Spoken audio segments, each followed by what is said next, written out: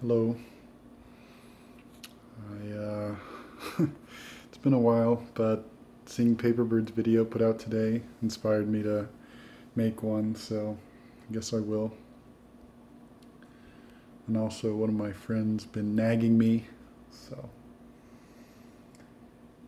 probably won't be one of my super long videos because I've been experiencing quite a bit of Weltschmerz lately. Uh, World weariness. And yeah, but if I got my math right, this is my 100th video. So I wanted to do something a little special. But yeah, I've been putting it off for a while. Same problem I had with my Gaddis video because I have so much respect for Gaddis that I can't, I'm not going to make some video where I'm saying his name wrong the whole time or something. Or, using a book as a weightlifting tool. I had to do it justice. And although I'm not sure I did last time, I'm somewhat happy with it. And my other favorite writer that I've read everything of, well, I haven't read all of Gaddis, but still, Cormac McCarthy is my other favorite writer that I've read. I've read all of his stuff, and some of it multiple times, and a couple books many times. And I decided that would be a fitting choice for my 100th video, if there ever was a fitting choice. And but yeah, I recently had a planned operation on my abdomen because I kept going into the hospital for it, and I'm still recovering from that fairly serious surgery. So my voice is a little thin, and yeah, anyway, so. But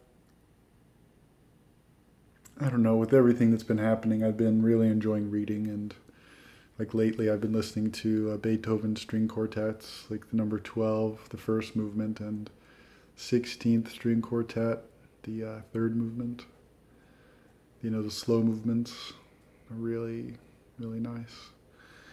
And yeah, trying to relax, but I've been reading a lot too. And one of the things I'm going to talk about later with McCarthy is like secondary material to books, because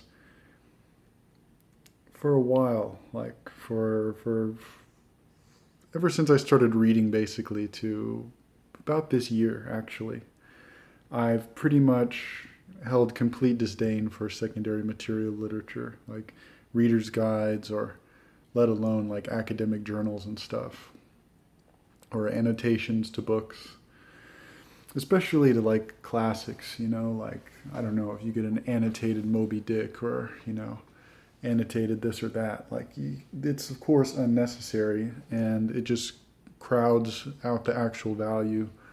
There's a reason the author didn't give annotations. You don't need annotations to Shakespeare. You don't need annotations to pretty much anything. But I have kind of loosened my opinion of that recently. Well, recently, the last couple of years, because I've been in that Finnegan's Wake reading group. And I think it's fair to say that if any book warrants annotations, it's Finnegan's Wake. I can imagine an argument where people say, you're supposed to get your own free associations and stuff. Yeah, maybe you do that first, and then you look at the annotations. But it's fun to look at annotations for that, just to see what someone else thought he meant to include. And another book that I found that worthwhile doing is this book here, The Recognitions, which, of course, I just talked about. But Stephen Moore, who was one of the guys who really helped popularize, to whatever extent he did. William Gaddis is Stephen Moore here, and he did, oh, it's really hard to see, Reader's Guide to the Recognitions. And it's worth it. I mean, the Recognitions is a long book.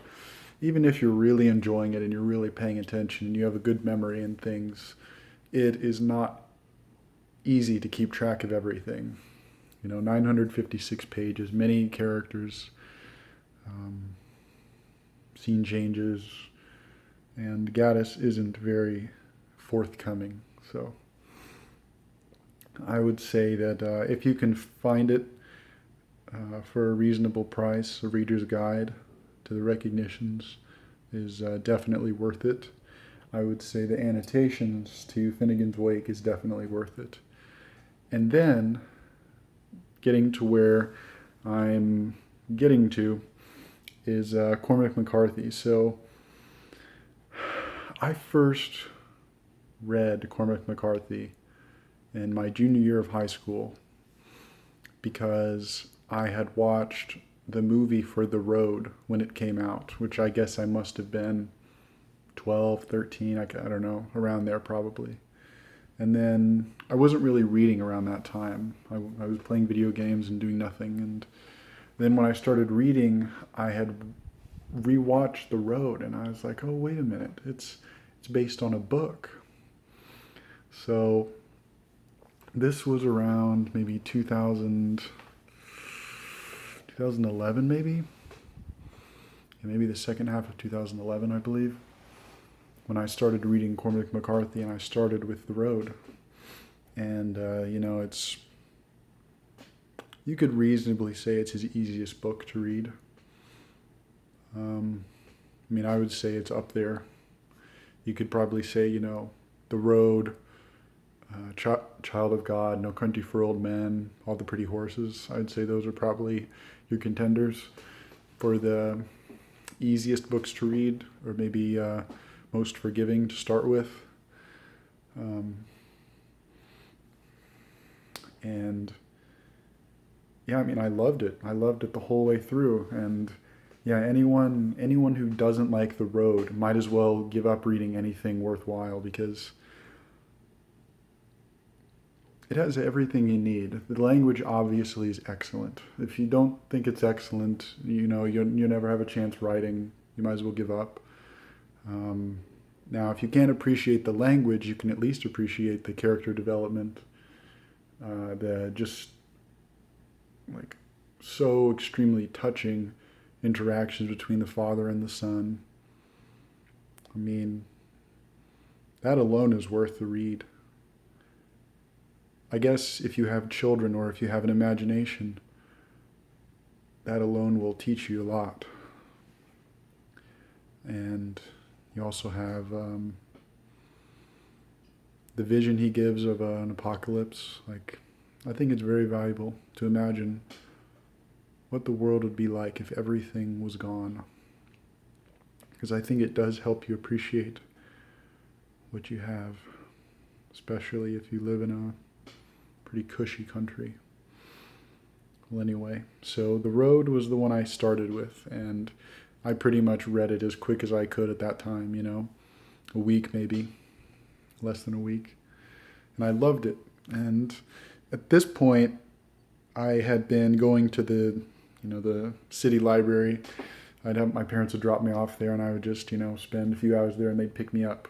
And when I went to the library, I saw they had, All the Pretty Horses and probably other stuff. And All the Pretty Horses caught my eye because it's an excellent title.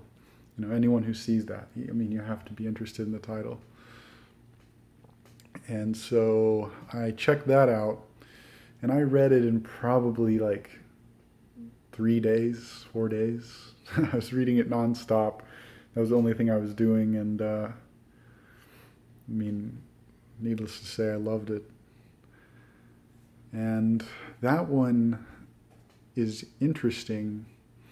I think the whole Border Trilogy is interesting. I'll talk a little bit more about it when I talk about The Crossing, but because the Border Trilogy, Blood Meridian is his first Western, like anything that takes place outside of Tennessee, Kentucky, that sort of region.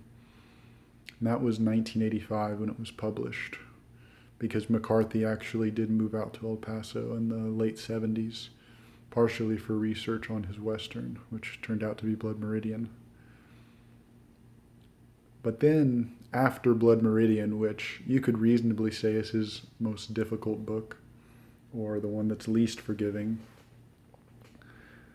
the one that people who don't like The Road would definitely not understand.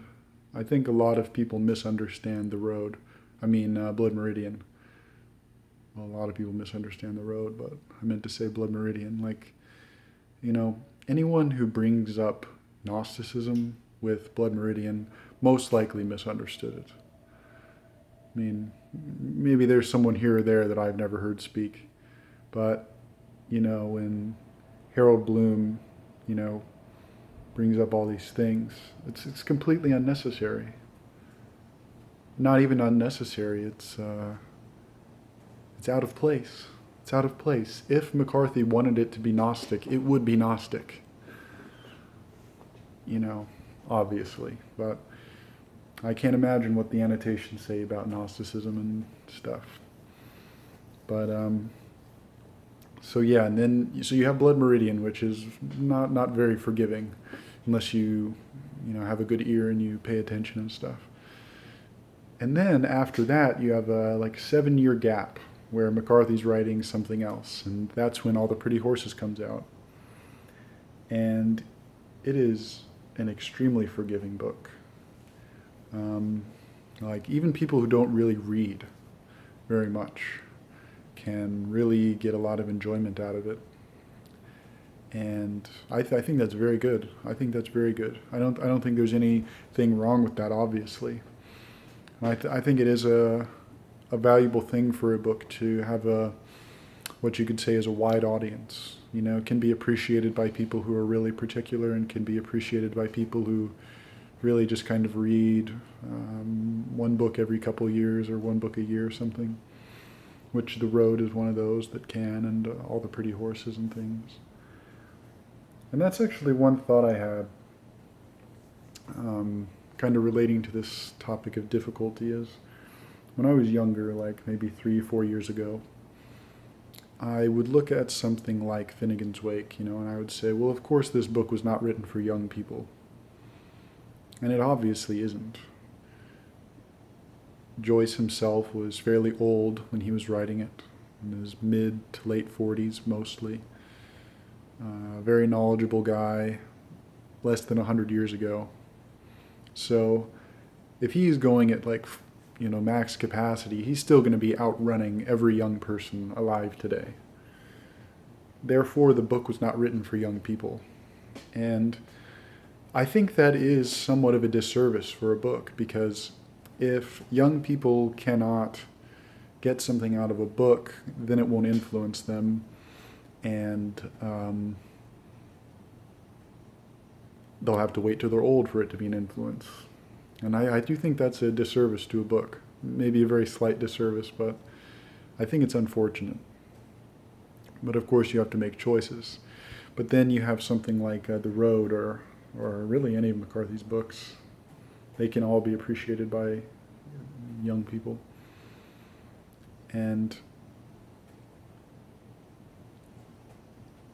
I think that's very valuable.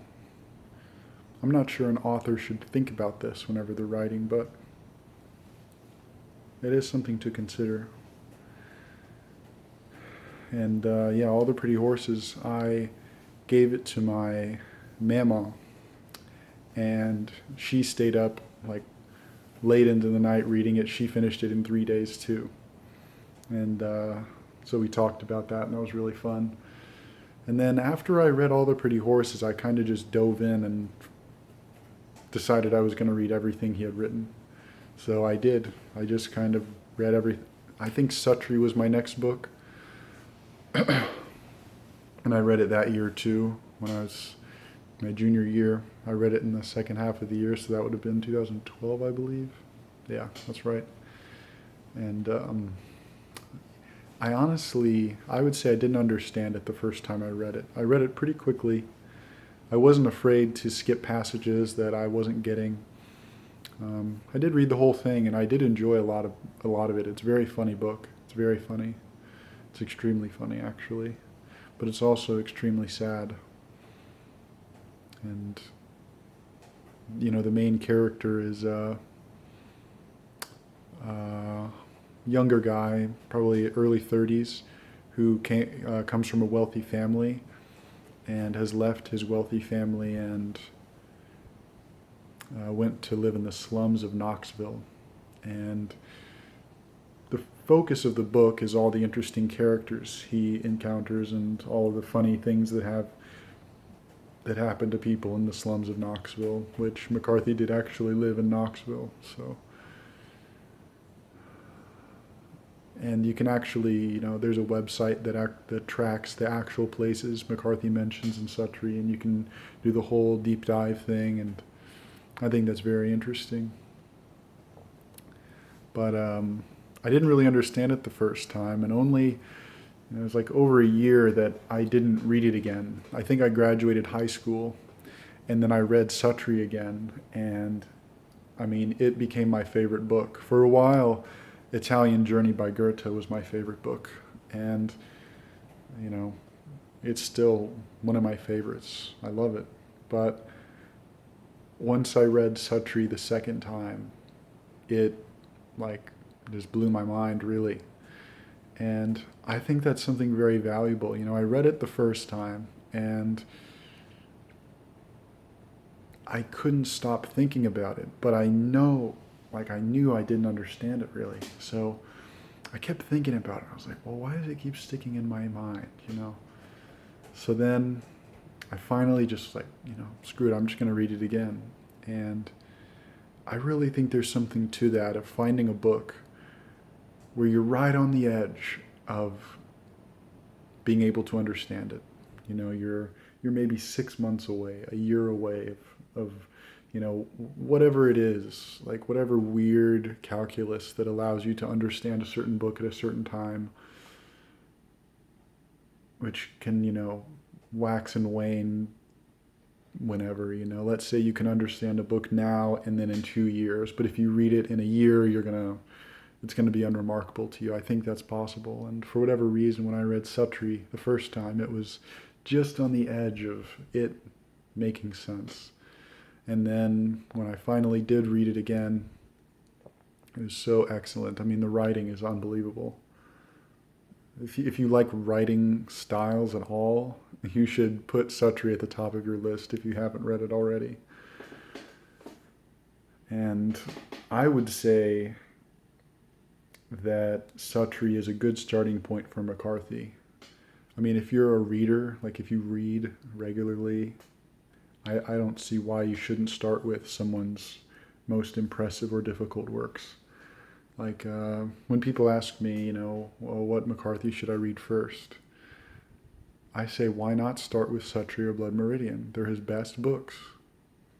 Definitely. I mean, it depends what you want as a reader, but why not read the best books ever written, That's something I was thinking about the other day, actually, for another digression. I try to read, bigger books and books from different languages and different countries and different time periods. And, it's come to a realization for me that most people don't, Most people try to get in this little niche here and a niche there, Victorian England, romantic poets. Maybe they'll splurge and go, Japanese post-war literature and, this or that, who knows, modernism, Shakespeare. But in each time period, there's maybe unless you go to the Baroques or the Modernists, which was unjustifiably great, both periods, you maybe have one or two truly great writers that are worth reading in each group. So yeah, no need to go into detail on that, but it's true. And if you get stuck in one period, even if you get stuck in one of the great periods like the English Renaissance or, let's say modernism, for example, you'll run out of the greats really quickly. And you'll start getting into these minor figures that are still good and interesting to read, but you're missing the greats of all other periods. The one or two writers of each 50-year section that was, truly great. And I think, like as I've grown and continued reading, I find myself looking for those few writers in each area or each period. And I find them usually, and luckily in our time, they're mostly translated into English, or they're in a language that's relatively easy to learn, like, Spanish, German, French, something like that. And, most people don't. And I just think to myself, why do people confine themselves to just reading just random BS, Why do people confine themselves to that? And I really don't know, honestly. I mean, of course, you can come up with reasons for anything, but because when I look at books that I'm interested in now, I'm interested in reading Shakespeare, I'm interested in reading Virgil, I'm interested in reading Herman Broke, or William Gaddis, or Herman Melville, or, Beowulf, Tristram Shandy, The Anatomy of Melancholy, Finnegan's Wake, the Odyssey modern sequel by Nikos Kazantzakis, or however you say his name, Bottom's Dream, Jerusalem Delivered. It's like, and that's not to say anything, obviously, but why not be interested in reading that stuff? I mean, that stuff is going to be better than reading 100 books randomly or semi-randomly of any period. You may find one or two that are as good as any of those authors. Goethe, I mean, for God's sake, or Robert Musil.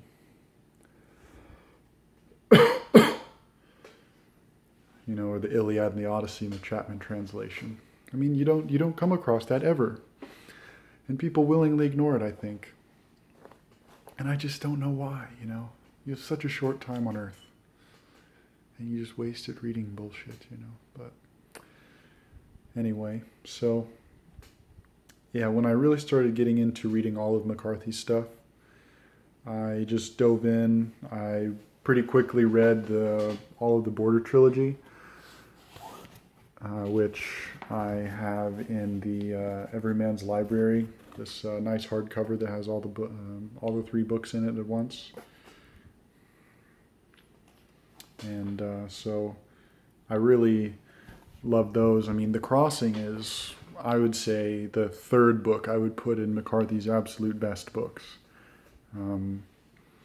You can't really number them really, but I would say Blood Meridian and Suttree are, the best. And then The Crossing is the 3rd for me. So, and then along with that, I think in the same time period, I read Blood Meridian, which I did have in the hardcover, like the reprinting hardcover, but it got ruined. So I got another of the paperback here. And, I mean, you can probably find tons of videos on Blood Meridian, but, I mean, it's, the writing style is just absolutely excellent. It fits up with any of the people I just mentioned as the greatest writers of, humanity. Humanity's greatest writers.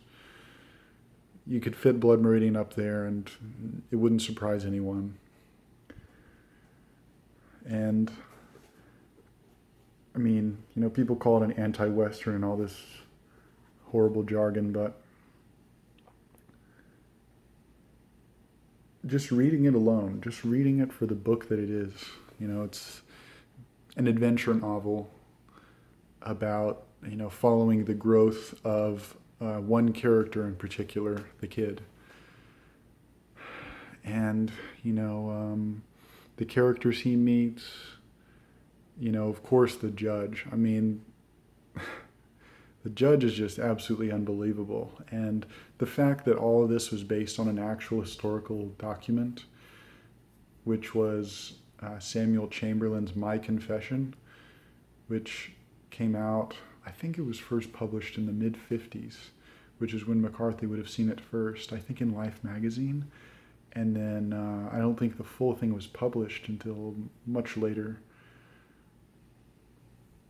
like maybe a couple decades later or something. But so that's how McCarthy would have found out about all these events in the Mexican border, in around the year 1849, because it actually happened. Judge Holden was a real guy, and there's a really nice watercolor by Samuel Chamberlain of Judge Holden giving a sermon, standing on a rock, talking about, I think it says he gives a geology lecture, because for each watercolor, Samuel Chamberlain gives a little, kind of like an extended title or a little summary of what the picture's showing. Because he also shows some really like hallucinatory things, like apparently whenever they would be walking on the Mexican, like wildlands, they would see like skeletons kind of dancing in the distance as like a mirage or a hallucination. And he did a watercolor of one of these, but it looks like some sort of, like if Dali was a child, something like that. It's really childish watercolor painting, and this ghost looks like it's, like a Mexican stylized type ghost. Like you imagine it like doing a weird little dance. But yeah, it's so interesting. If you have access to like a library or something, I would really recommend checking out My Confession by Samuel Chamberlain, because it's very funny, and you can tell McCarthy does get some of his stylistic choices for his prose from Samuel Chamberlain, actually, and a lot of the old language. You can kind of get the feel for it there.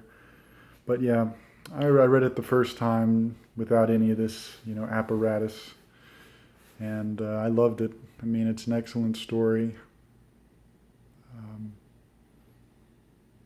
Yeah. But I did also want to talk about, with my previous digression on like secondary literature and this sort of thing, one book that is actually valuable, one of the few of notes or annotations on things, is Notes on Blood Meridian by John Seepage. And there's actually something funny. On the back here, it tells a little bit about John Seepage, and it says, John Seepage is an artist living a few miles west of road signs in rural central Illinois, doing different things to make ends meet. And, I think that's probably the reason, because McCarthy actually helped Seepage write that, not like, he walked up to McCarthy, hey, do you want to write a book about your book? But, it was, he started it, wrote it, got McCarthy to give his input, and stuff like that, and McCarthy, he approved of it, so to say, and yeah, it's very valuable. Gives a rundown of the historical events, and really what it is, the Notes on Blood Meridian, is he traces the history books or primary narratives that McCarthy used to inspire Blood Meridian. So he talks a lot about Samuel Chamberlain. He talks a lot about other primary narratives that were written at the time. There was a book by, his name is slipping my mind right now, maybe Frederick something with an M, Marriott, something like that. He wrote novels around, the 1840s, 1850s, adventure novels that Theodore Roosevelt loved. But one of them is called The Scalp Hunters, and it was published, I think, in 1849 or 1850 something, and McCarthy very obviously read that, because that's where, if you remember near the end of Blood Meridian, if you've read it, one of the characters gets sliced in the head all the way down to the thrapple. And thrapple is a Scottish word, which I first saw in McDiarmid's Drunk Man Looks at the Thistle, but apparently Marryat uses it in the Scalp Hunters novel, and that's most likely where Cormac McCarthy was inspired to use it. But yeah, I mean, this book is excellent, and then it has a few like essays about, I mean, this guy wrote a couple essays about the book and just added it in here about what is it, tarot cards and that sort of deal. He also gives translations to all the foreign language sections in the book, so if you don't read Spanish or you don't like Google Translate for your German, this book is excellent for that. And then to kind of shorten this video up, the other book of McCarthy's that I like, and I'll talk about McCarthy more, but I'm getting a little tired now. The other book that I think is underappreciated for Cormac McCarthy, his first book is excellent, The Orchard Keeper. It's extremely valuable for reading, but I would say if you're new to McCarthy, I wouldn't prioritize The Orchard Keeper. But for even if you're new to McCarthy, I would say that Outer Dark is an excellent book. It's very, very good. And especially if you've read his most popular works like, Blood Meridian or the Border Trilogy or Suttree, because you can see a lot of the future emanations, starting to grow in here, where, the sort of archaic, like almost playful language of like fairy tales and stuff, where you have tinkers walking around and dwarfs and ghouls and stuff, that sort of language he uses, which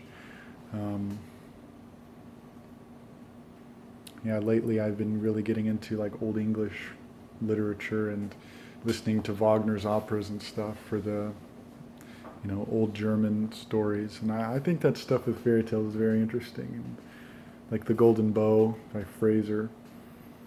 It's all very interesting. I'll make a different video about that stuff. But yeah, with Outer Dark, and then near the end you meet a character that you'd imagine is like a primitive judge type character. And it's extremely good. You can open it up to almost any page and you just find some excellent phrasing that you're just like, he had absolutely no right to write that good. When was it published? It was in the late 60s, I think. Yeah, 1968 was when Outer Dark came out.